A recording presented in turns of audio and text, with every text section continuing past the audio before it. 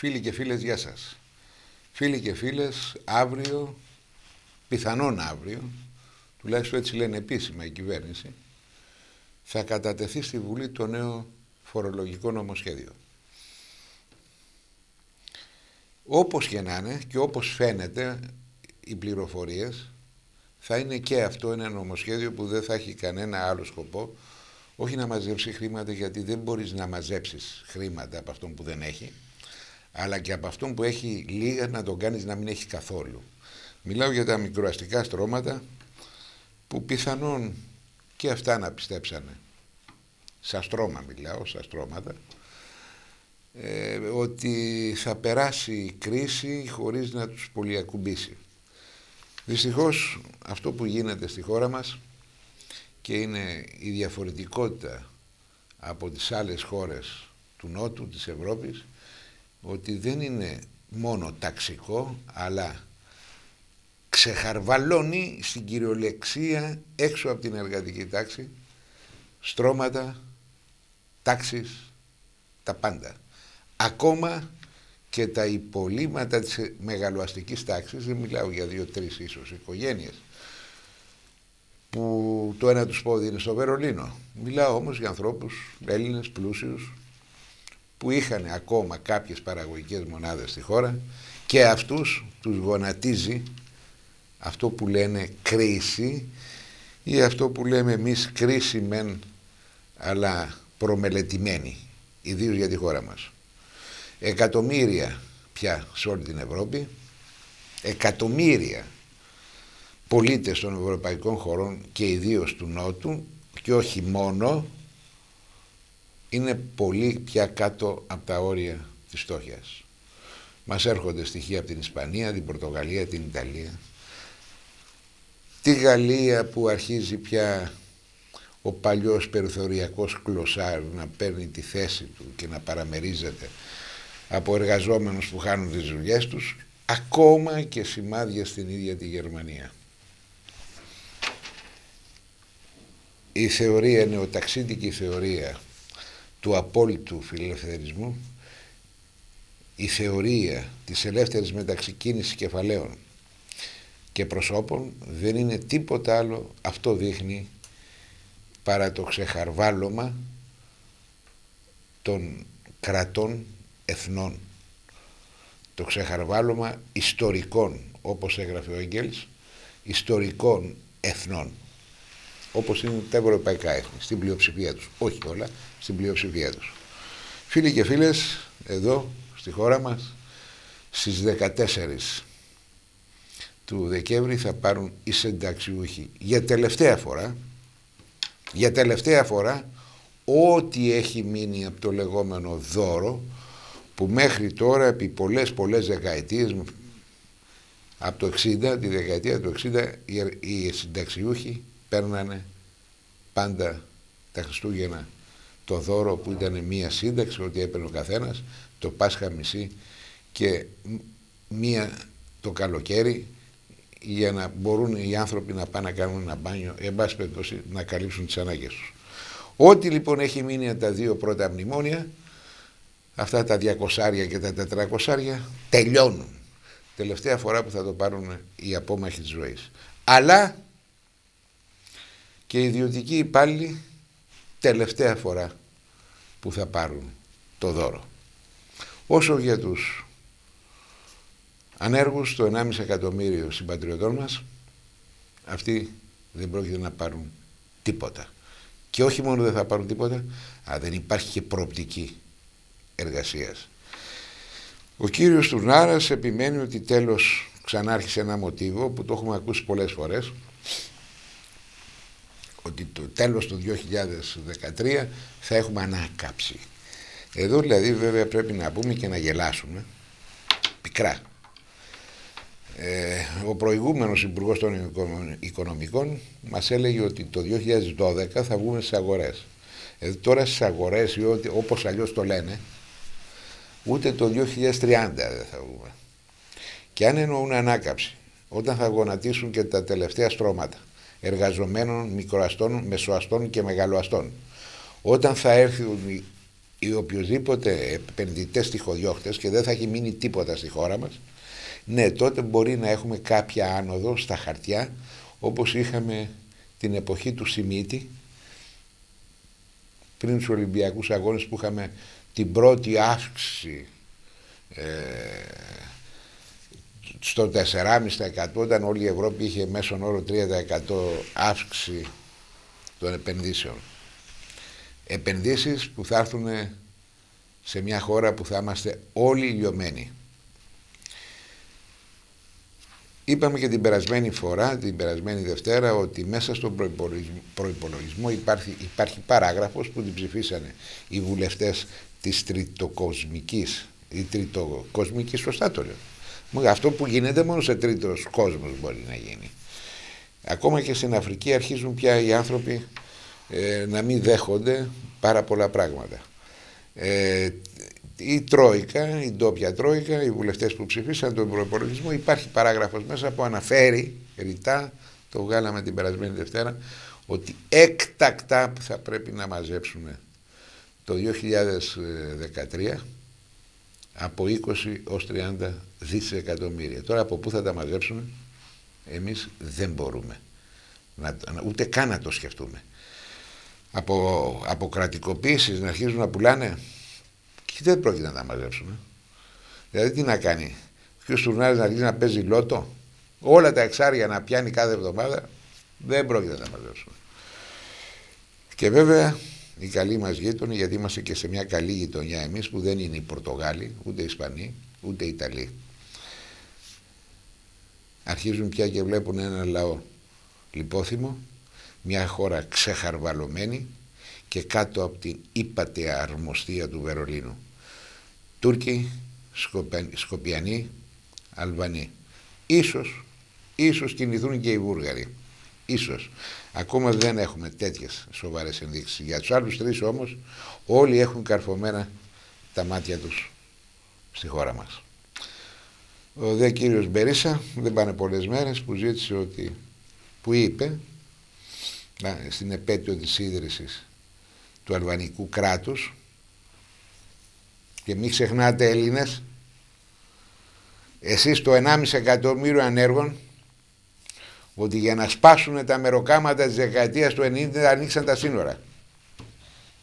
Ανοίξαν τα σύνορα και ένας από αυτούς ήταν ο σημερινός πρωθυπουργός, ο κύριος Σαμαργάς, τότε υπουργός εξωτερικών, για να σπάσουν τα μεροκάματα.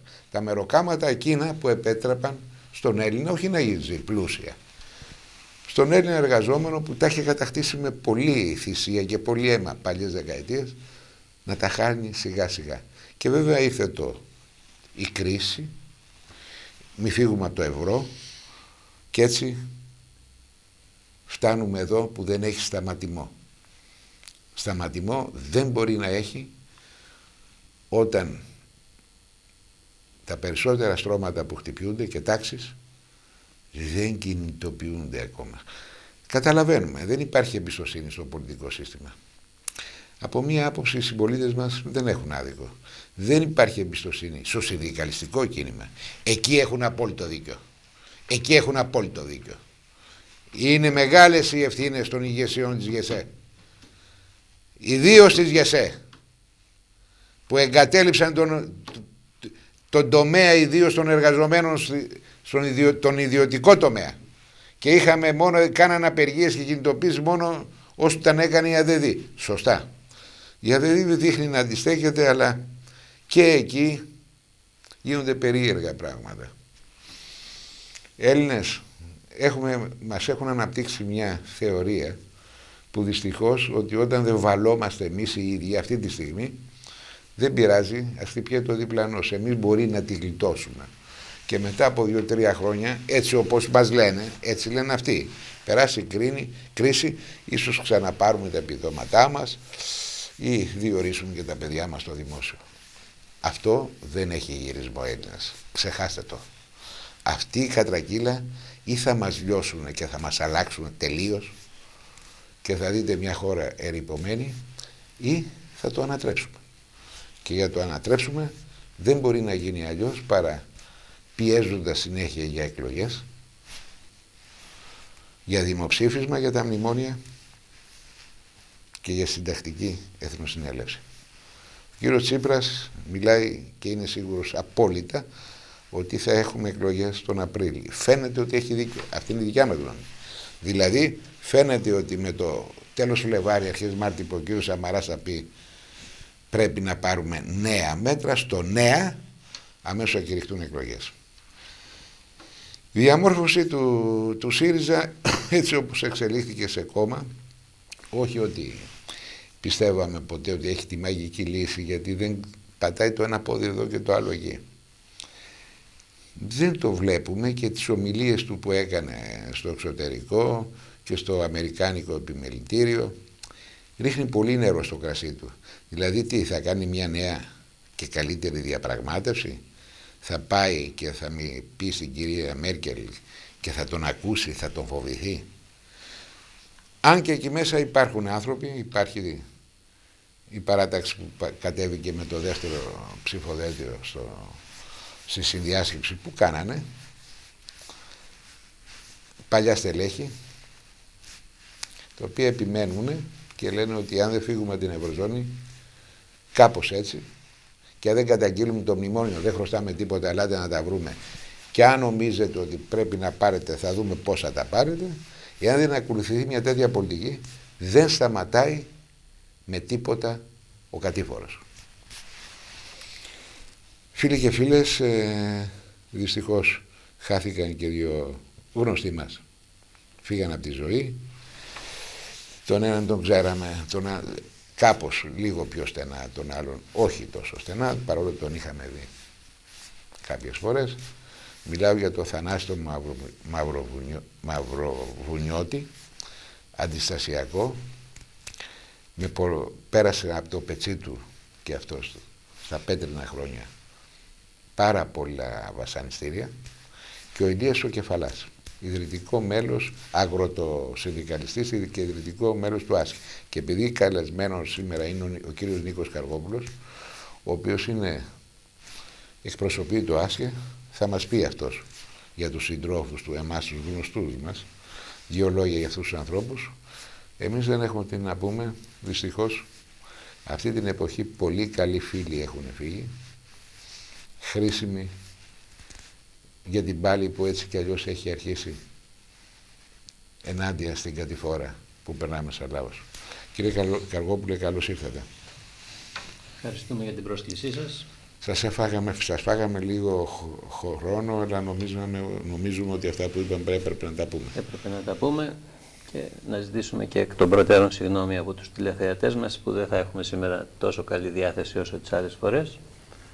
Γιατί πραγματικά δύο άνθρωποι που τους χρειαζόμασταν πάρα πολύ, και η ηλικία τους 62 ο Κεφαλάς, 68 ο Μαυροβουνιώτης, είχαν πολλά να προσφέρουν ακόμη.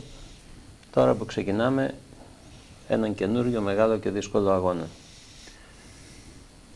Μπορώ να πω... Βεβαίως. Θα ήθελα να ξεκινήσω να μας πείτε εσείς, δηλαδή. Εγώ απλώς έτσι δεν σας ρωτώ, σας το βάζω. Ο Μαυροβουνιώτης ήταν σύντροφός σας στα τα πέτρινα χρόνια. Ο Μαυροβουνιώτης ο Θανάσης ήταν υπαξιωματικός του πολεμικού ναυτικού και ήταν από τους πρώτους που οργανώθηκαν σε αντιστασιακή οργάνωση στη Δημοκρατική Άμυνα μαζί με 15 περίπου άλλους υπαξιωματικούς του πολεμικού ναυτικού. Οι άνθρωποι αυτοί καταδόθηκαν από έναν συνάδελφό τους, υπέστησαν φρικτά βασανιστήρια και μάλιστα ο Θανάσης ο Μαυροβουνιώτης είχε και ειδική μεταχείριση. Τον σακάτεψαν τον άνθρωπο, τον σακάτεψαν. Από εκεί και πέρα σε όλη τη ζωή τον έχετε γνωρίσει κι εσείς, με τα βίας μπορούσε και περπατούσε και μιλούσε.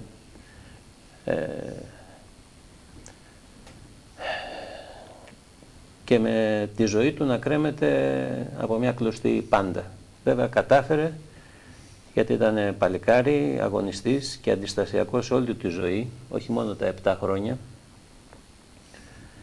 Πάλεψε, παρότι τον έδιωξαν από το πολεμικό ναυτικό κατάφερε και έστησε μια δική του δουλειά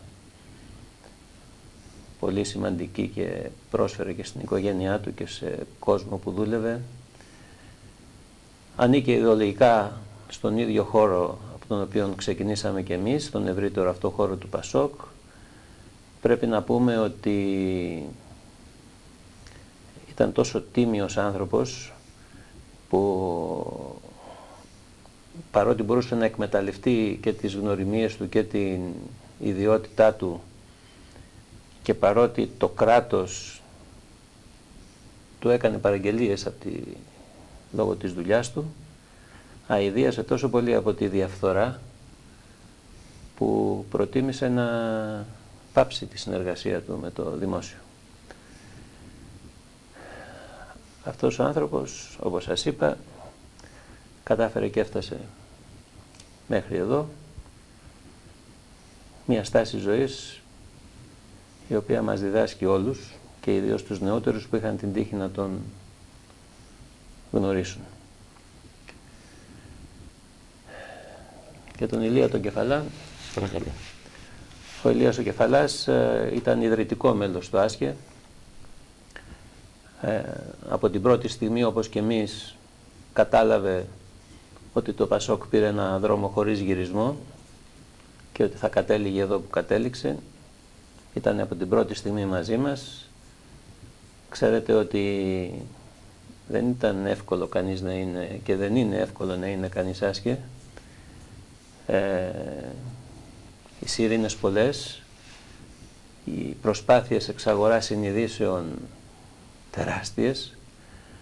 Πρέπει να σας πω, δεν το έχουμε πει ποτέ στην εκπομπή σας, ότι κάποιοι το είχαν αναγάγει και σε μέθοδο. Αν ήθελαν κάτι από την κυβέρνηση του Πασόκ, παρίσταναν ότι διάκυνται ευνοϊκά προς το ΆΣΚΕ ή είχαν κάποια επαφή μαζί μας, επεδίωκαν κάποια επαφή μαζί μας και αμέσως βέβαια τα αιτήματά τους έβρισκαν την ικανοποίησή τους. Ήτανε μαζί μας όλα αυτά τα χρόνια, συμμετείχε σε ό,τι συμμετείχαμε κι εμείς και επιπλέον πρέπει να πούμε και δύο ιδιαίτερες συμβολές. Τη συμβολή του σε δύο τομείς. Ήταν από τους πρωτεργάτες, πρέπει να το πούμε, των αγροτικών κινητοποιήσεων στη Θεσσαλία. Στις μεγάλες κινητοποιήσεις ήταν από τα πιο δυναμικά στελέχη του κόμβου της Βιοκαρπέτα, αν θυμάστε. Βεβαίως. Όπως επίσης και στην Επιτροπή Αλληλεγγύης στο Σερβικό Λαό. Μάλιστα, ακόμα και την ώρα που το ΝΑΤΟ βομβάρδιζε τη Γιουγκοσλαβία, ο Κεφαλάς ήταν εκεί. Θα τους θυμόμαστε και ελπίζουμε ότι το κενό που αφήνουν θα καλυφθεί από άλλους εισάξιους αγωνιστές. Ας είναι ελαφρύ το χώμα που σκεπάζει. Κύριε Καργόπουλα, θα ξεκινήσω λίγο από εσάς, από το ΆΣΚΕ.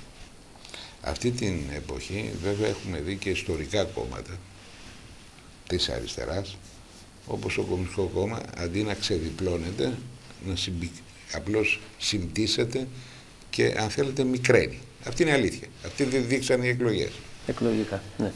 Και πιθανόν και οργανωτικά. Πιθανόν, ναι. Και βάσει πληροφοριών και αυτά όλα που βγαίνουν, πέφτουν και διαγραφές με ρυθμό πολυβόλου εκεί. Γιατί υπάρχουν άνθρωποι που βλέπουν την κατάσταση και μιλάνε για μέτωπο, κάτι που η ηγεσία του Κομμουνιστικού Κόμματος δεν το θέλει, δικό της πρόβλημα, αλλά ο ελληνικός λαός γονατίζει στην κυριολεξία. Το τι γίνεται αυτή τη στιγμή, και μιλάμε για την Αθήνα, Θεσσαλονίκη, αλλά και σε όλες τις άλλες μεγάλες πόλεις. Η φτώχεια που πέφτει, οι άνθρωποι που δεν έχουν ρεύμα, οι άνθρωποι που δεν έχουν φάρμακα.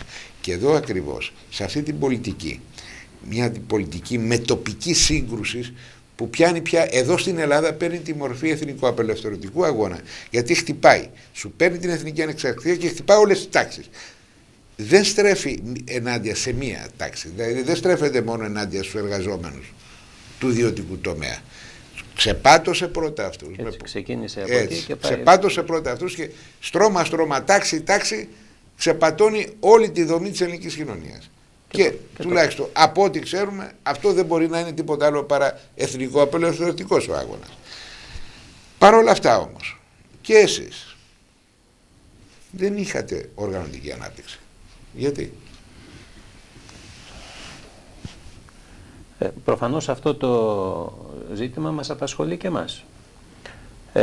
Και όταν μιλάτε για οργανωτική ανάπτυξη, δεν μιλάμε για μια έτσι οριακή αύξηση μελών ή φύλων, γιατί αυτή την έχουμε. Εννοείται για μια πολύ μεγάλη ανάπτυξη. Οπωσδήποτε έχουμε σκεφτεί κάποια πράγματα, νομίζουμε ότι υπάρχουν κάποιοι λόγοι. Ένας από αυτούς είναι ότι εκτός από τη δική σας εκπομπή είστε ο μοναδικός σε κανένα άλλο μέσο ενημέρωσης το ΆΣΚΕ δεν βρίσκει τρόπο να εκφράσει τις απόψεις του. Συν το ότι δεν έχουμε και δεν θέλαμε να έχουμε, ενώ την προβολή τη θέλαμε από όλα τα μέσα ενημέρωσης, όπως θα έπρεπε να κάνουν εάν εσέβονται το λειτουργήμά τους. Επίσης δεν είχαμε και δεν έχουμε και δεν θέλουμε να έχουμε ποτέ μία οικονομική στήριξη από μεγάλα συμφέροντα, όπως έχουν πάρα πολλοί πολιτικοί φορείς, και μεγάλοι και μικροί και πολύ μικροί και πιο μικροί από το ΆΣΚΕ. Επομένως το ΆΣΚΕ παραμένει άγνωστο στον περισσότερο κόσμο και ακόμα και σε αυτούς που το γνωρίζουν το ΆΣΚΕ, το ΆΣΚΕ εμφανίζεται σαν κάτι πολύ μικρό και κατά συνέπεια ότι δεν έχει τη δυνατότητα να επηρεάσει την εξέλιξη των πραγμάτων, και επειδή ο κόσμος κακός πολλές φορές ή συνήθως θέλει γρήγορες και άμεσες λύσεις, αυτές οπωσδήποτε το ΆΣΚΕ δεν μπορεί να τις προσφέρει. Εμείς θα μπορούσαμε να χρησιμοποιούμε μεθόδους που χρησιμοποιούν άλλα κόμματα, όπως να λέμε μεγάλες κουβέντες, να υποσχόμαστε εύκολες και γρήγορες λύσεις. Ποτέ δεν το κάναμε αυτό, ή να χρησιμοποιούμε ακόμη και την όποια συνδικαλιστική μας δράση ή δράση στους όλους τους μαζικούς χώρους και στην τοπική αυτοδιοίκηση, κάτι που δεν το κάνουμε γιατί πιστεύουμε πάρα πολύ σε μια κοινωνία σοσιαλιστική με ελευθερίες, με δημοκρατία, με όλα τα δικαιώματα κατοχυρωμένα, κατά συνέπεια σε μια εξουσία η οποία θα σκορπάει σε διάφορα επίπεδα και δεν θα ασκείται μόνο από ένα κόμμα. Κατά συνέπεια η εξουσία θα πρέπει να ασκείται και από την αυτοδιοίκηση και από το συνδικαλισμό, που δεν πρέπει να είναι παράρτημα ενός κόμματος ή κάποιων κομμάτων. Ακριβώς για να δώσουμε το παράδειγμα ζωής σε αυτό, εμείς έχουμε αποφασίσει ότι τα μέλη μας δεν κατεβαίνουν, ενώ συμμετέχουμε σε όλους τους αγώνες βέβαια, όπως και ο Ηλίας ο Κεφαλάς τον προαναφέραμε, δεν θέτουμε υποψηφιότητα για να είμαστε συνδικαλιστές ή δήμαρχοι ή δημοτικοί σύμβουλοι, που οπωσδήποτε και αυτό μας στερεί κάποια δυνατότητα να απευθυνθούμε ευρύτερα στον κόσμο. Αυτοί είναι κάποιοι λόγοι, πιθανότατα υπάρχουν και κάποιοι άλλοι που δεν τους έχουμε επισημάνει.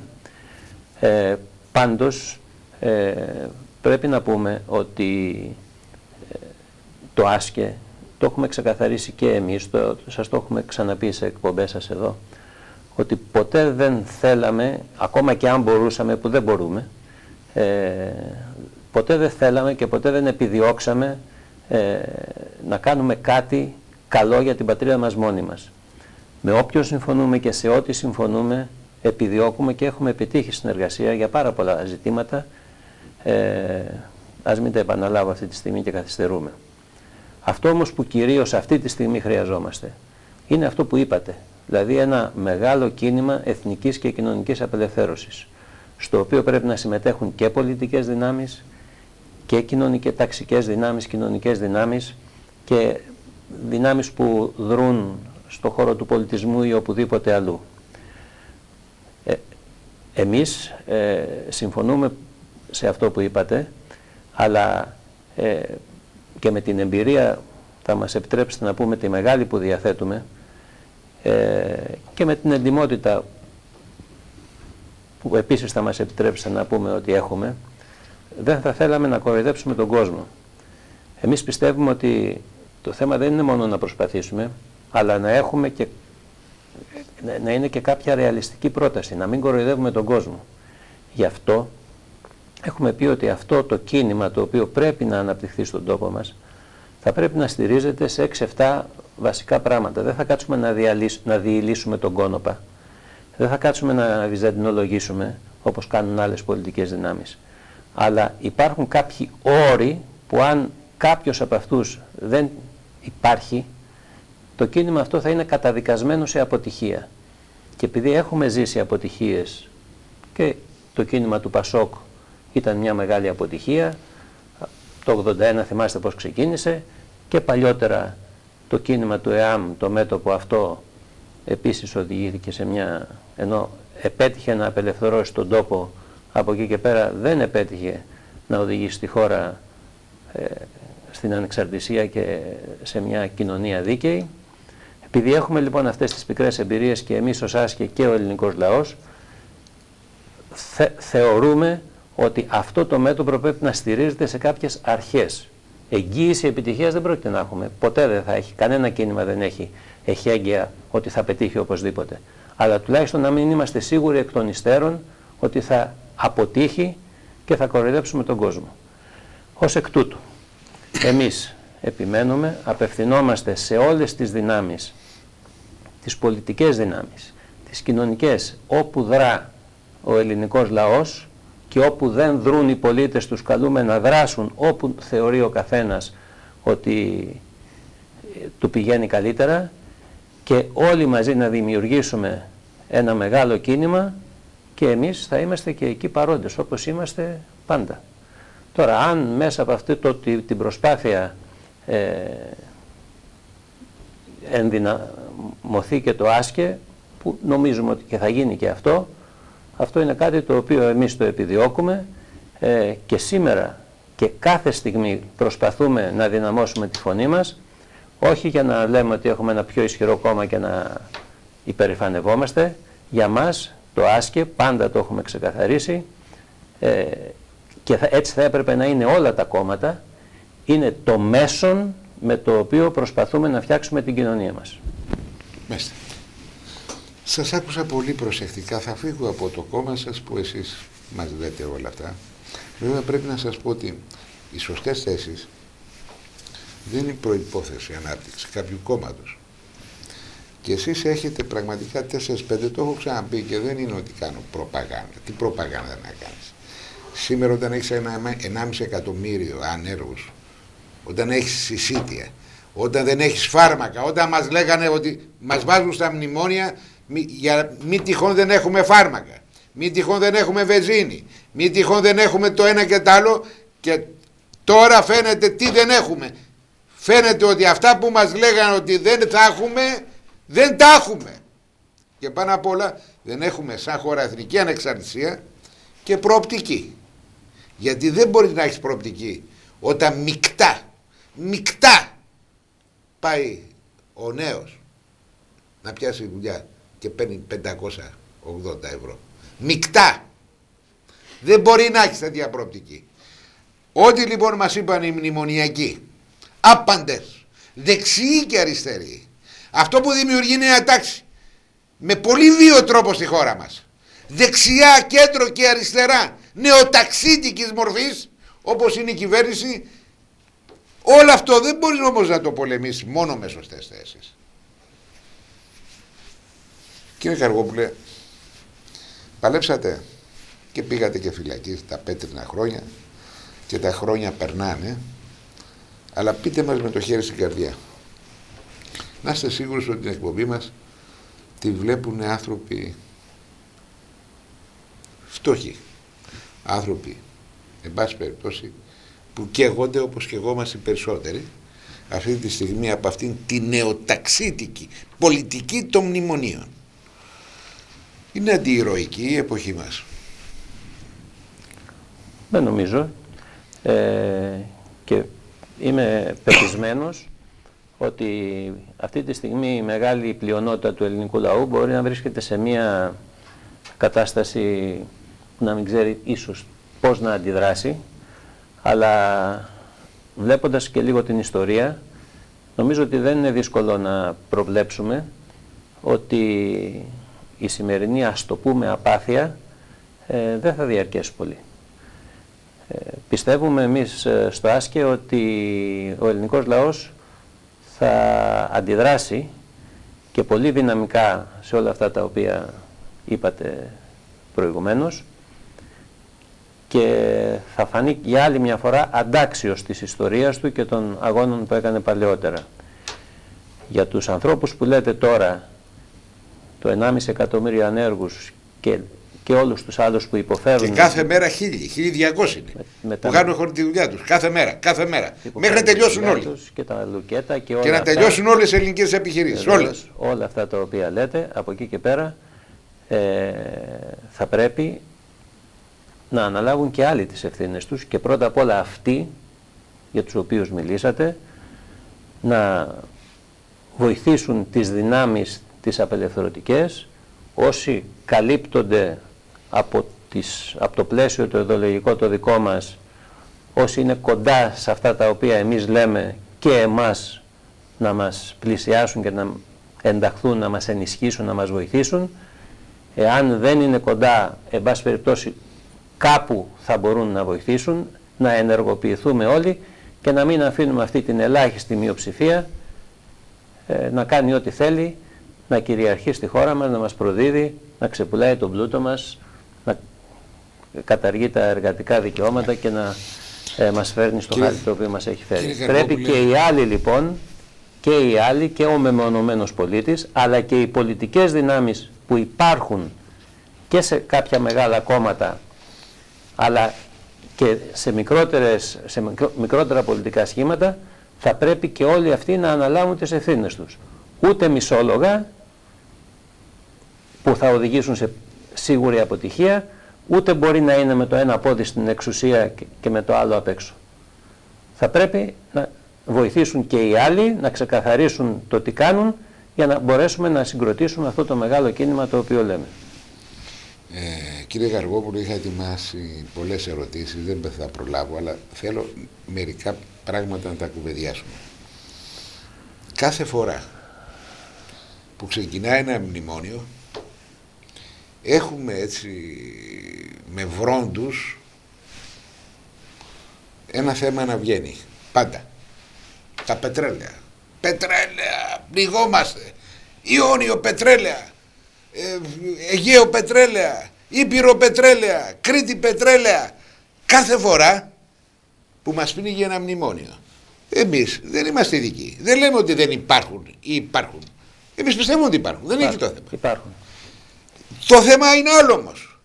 Κάθε φορά που γονατίζουν στρώματα και τάξεις στη χώρα μας και ετοιμάζονται 9 μέτρα, πάλι πετρέλαια από κουράγιο.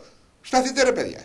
Εμείς ψάξαμε και είδαμε ότι απλώς για να κάνεις έρευνα και να βγάλεις το πρώτο βαρέλι οπουδήποτε στον κόσμο και να έχεις την τεχνολογία, να έχεις τα κεφάλαια, να τα έχεις όλα, θες 10 χρόνια. Θέλεις 10 χρόνια. Εμείς αφιβάλλουμε εάν ο ελληνικός λαός δεν έχουν φύγει όλοι οι νέοι και έχουν μείνει όλοι συνταξιούχοι χωρίς συντάξει σε 10 χρόνια. Το έχετε προσέξει αυτό. Και περιμένω από εσάς που είστε πολιτικό πρόσωπο. Το καυτηριάστε. Πετρέλαια! Πετρέλαια κάθε φορά που μας βάζουν τη θηλιά και την τραβάνε. Εντάξει, κάθε φορά που θέλουν να ανακοινώσουν ένα δυσάρεστο μέτρο, βρίσκουν κάτι άλλο να αποπροσανατολίσουν τον κόσμο.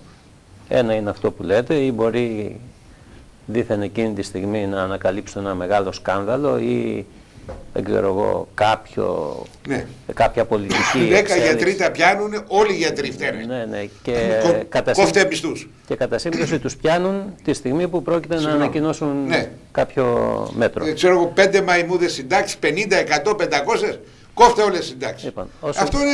Λοιπόν, όσο για τα πετρέλαια, ίσως μπορεί να γίνει η αξιοποίησή τους και σε λιγότερο χρόνο, αλλά ξέρετε ότι εμείς ως Άσκε έχουμε παρουσιάσει μία πρόταση απελευθέρωσης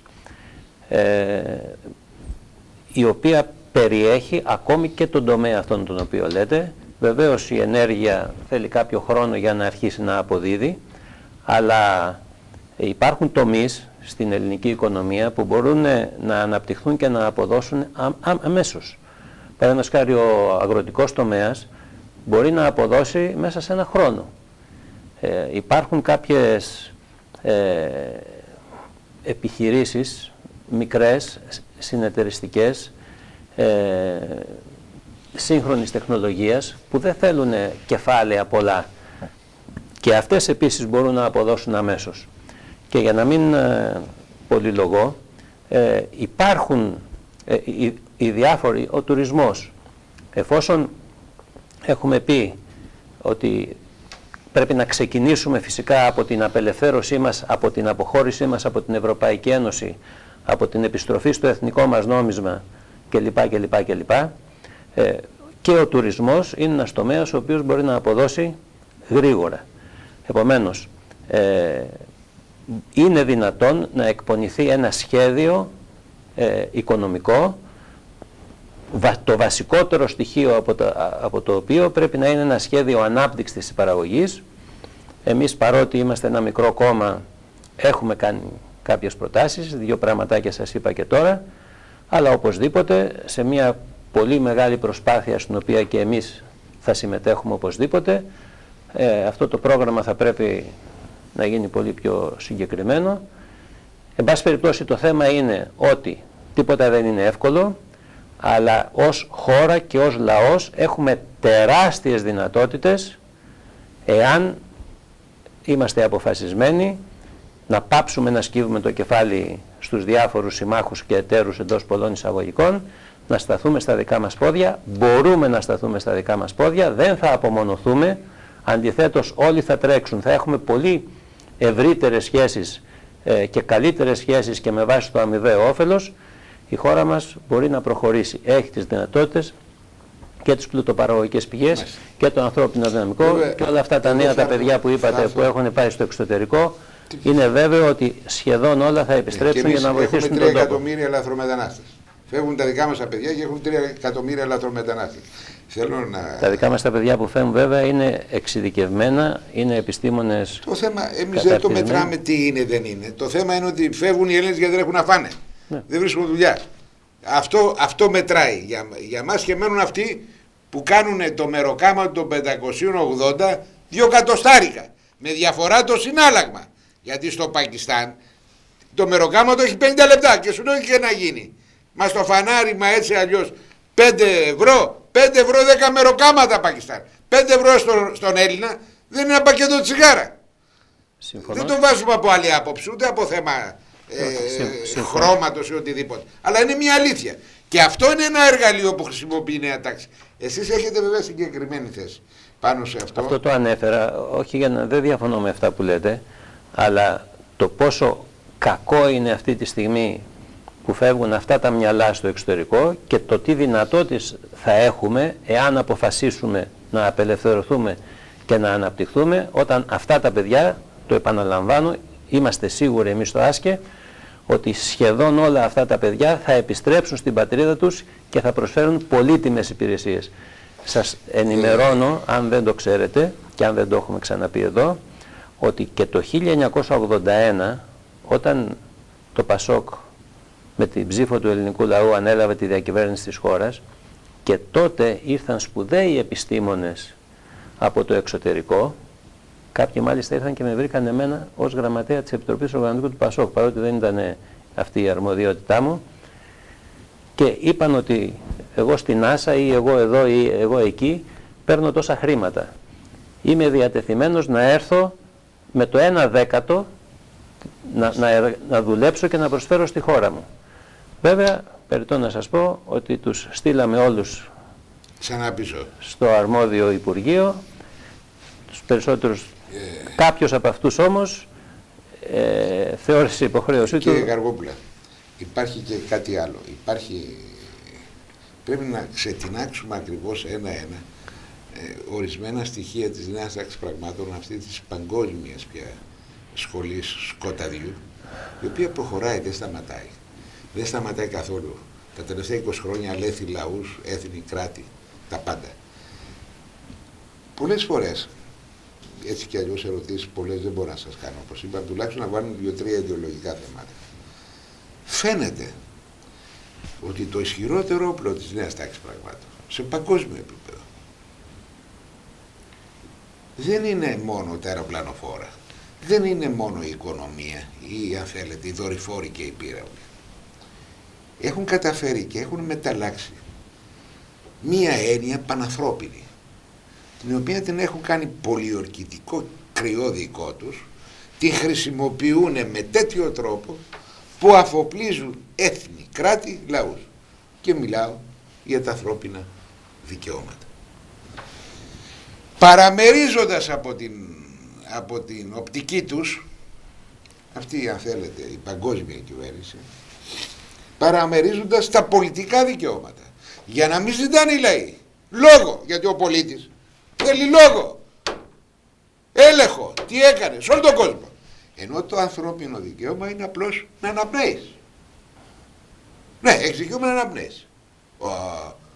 Και εκεί βλέπετε ότι ενώ δημιουργούνται πραγματικά σε όλο τον κόσμο και ρατσιστικά φαινόμενα, και δεν είναι μόνο στη χώρα μας ή στην Ευρώπη, και στην Αφρική, και δεν το λένε, αντίστοιχα δημιουργούνται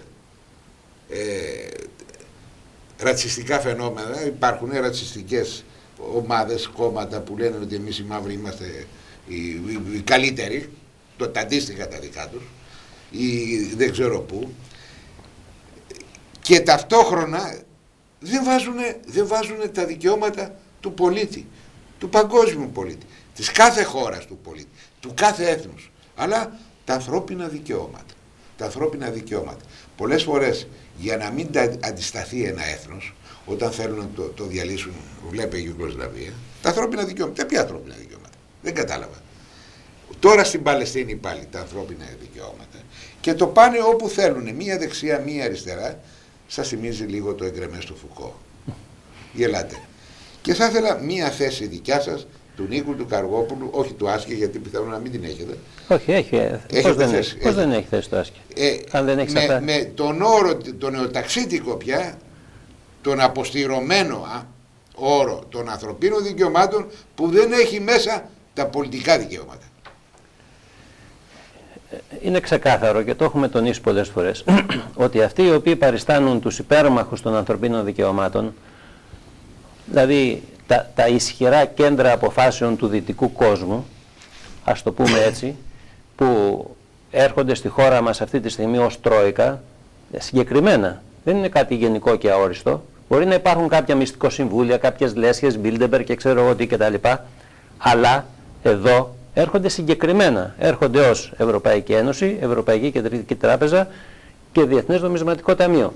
Αυτοί λοιπόν που παριστάνουν τους υπέρμαχους των ανθρωπίνων δικαιωμάτων είναι οι κατεξοχήν οι οποίοι δεν τα σέβονται και χρησιμοποιούν εντελώς υποκριτικά αυτό τον τίτλο που δίνουν στον εαυτό τους για να επεμβαίνουν απροκάλυπτα κατά παράβαση κάθε έννοιας διεθνούς δικαίου σε ξένες χώρες, να επιβάλλουν καθεστώτα της αρεσκίας τους και να στερούν από τους λαούς το οποιοδήποτε δικαίωμα. Να μην μιλήσουμε τώρα για άλλες χώρες, γιατί θα ανοίξουμε τεράστια κουβέντα. Δέστε εδώ τι γίνεται στη χώρα μας. Μας στερούν το δικαίωμα στη δουλειά. Μας στερούν το δικαίωμα στην ενημέρωση.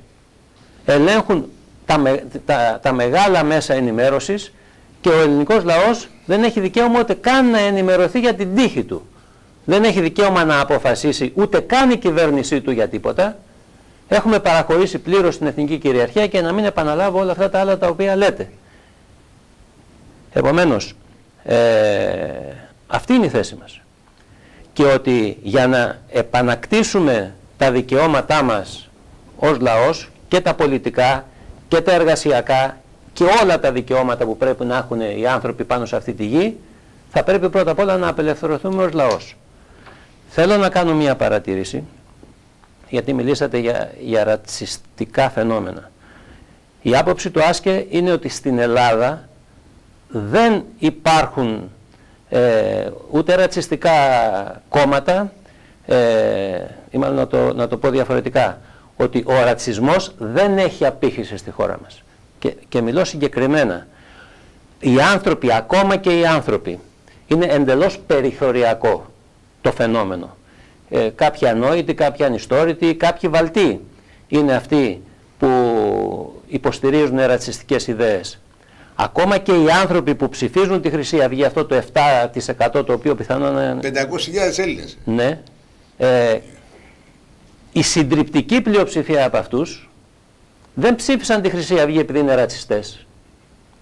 Ψήφισαν για άλλους λόγους. Γιατί πάνε για να βρουν δουλειά και βλέπουν 50 ανθρώπους λαθρομετανάστες που δουλεύουν με 5 ευρώ την ημέρα και αυτός δεν μπορεί να βρει δουλειά. Γι' αυτό αντιδρούν έτσι. Η αντίθεση λοιπόν... Αυτή είναι η αλήθεια. Η αλήθεια λοιπόν είναι ότι δεν αντιδρά αυτός ο κόσμος άσχημα βεβαίως. Πολύ άσχημα. Δεν το συζητάμε αυτό. Δεν αντιδράσει. Ψηφίζει ό,τι θέλει. Αυτό είναι ελεύθερο. Σύμφωνοι. Αλλά η γνώμη μου το άσκε είναι ότι οι άνθρωποι που έχουν περιέλθει σε αυτή την κατάσταση δεν θα βρουν τη λύση των προβλημάτων τους με τη Χρυσή Αυγή. Αντιθέτως, τη Χρυσή Αυγή την ενισχύουν με κάθε τρόπο αυτοί οι οποίοι δημιούργησαν τα προβλήματά τους και τους προσφέρουν. Πρέπει να δούμε ότι το άλλο μαύρο άκρο, συγγνώμη, εσείς θα κλείσετε, το άλλο μαύρο άκρο που είναι μην φύγουν οι λαθρομετανάστες, που σημαίνει να έρθουν κι άλλοι. Προσέχτε. Και αυτοί από κάπου ενισχύονται. Φαίνεται, γιατί η δράση τους δεν είναι φτωχή δράση. Δεν είναι φτωχή δράση. Νομίζω ότι είναι αυτοί που καίνε τις ελληνικές σημαίες. Απ' την άλλη.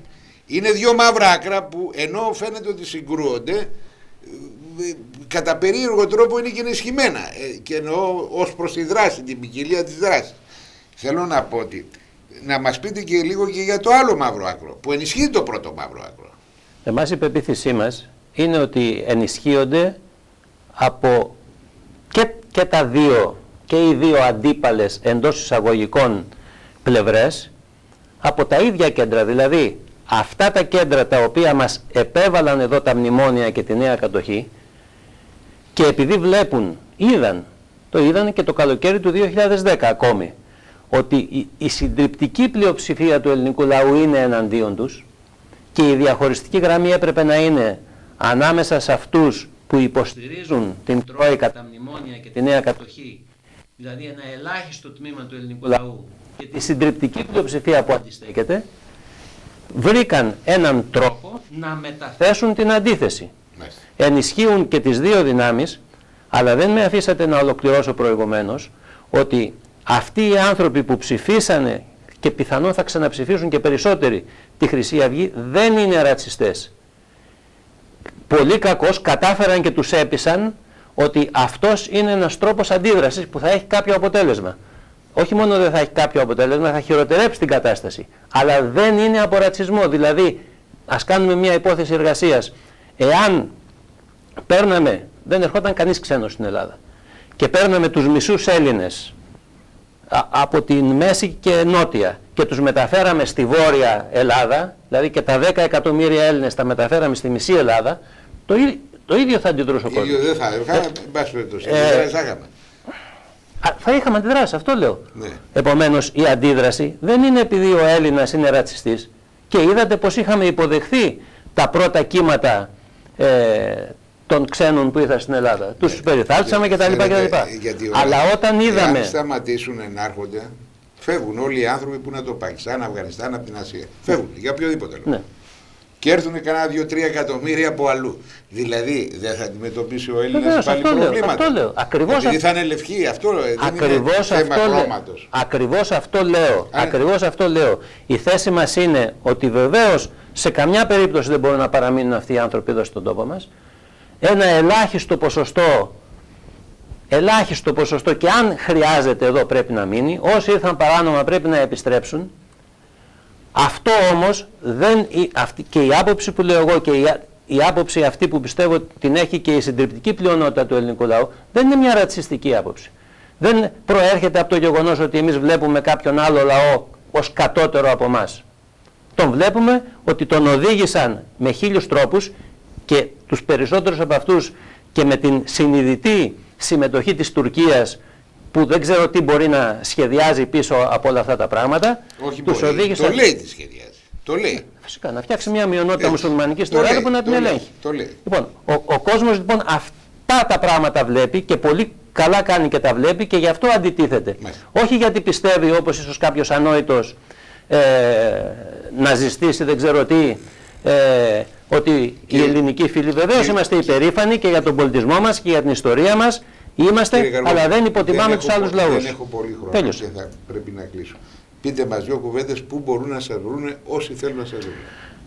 Το Άσκε είναι ένα κόμμα το οποίο λειτουργεί όλα αυτά τα χρόνια. Έχουμε το γραφείο μας, έχουμε την ιστοσελίδα μας. Άσκε, αν πατήσει κάποιος Άσκε στο διαδίκτυο θα μας βρει. Όσοι δεν χρησιμοποιούν διαδίκτυο, στο τηλέφωνο 210 38 22 315 οποιαδήποτε μέρα και οποιαδήποτε ώρα. Και να επαναλάβω και τώρα την εκκλησία μας. Εμείς πιστεύουμε ότι το Άσκε έχει να παίξει ένα σημαντικό ρόλο. Όποιοι άνθρωποι συμφωνούν με τις ιδέες μας, καλύπτονται από το πλαίσιο το οποίο παρουσιάζουμε και με τη δική σας βοήθεια στην εκπομπή σας, να μας βοηθήσουν για να ακουστεί πιο ισχυρά η φωνή μας. Μάλιστα.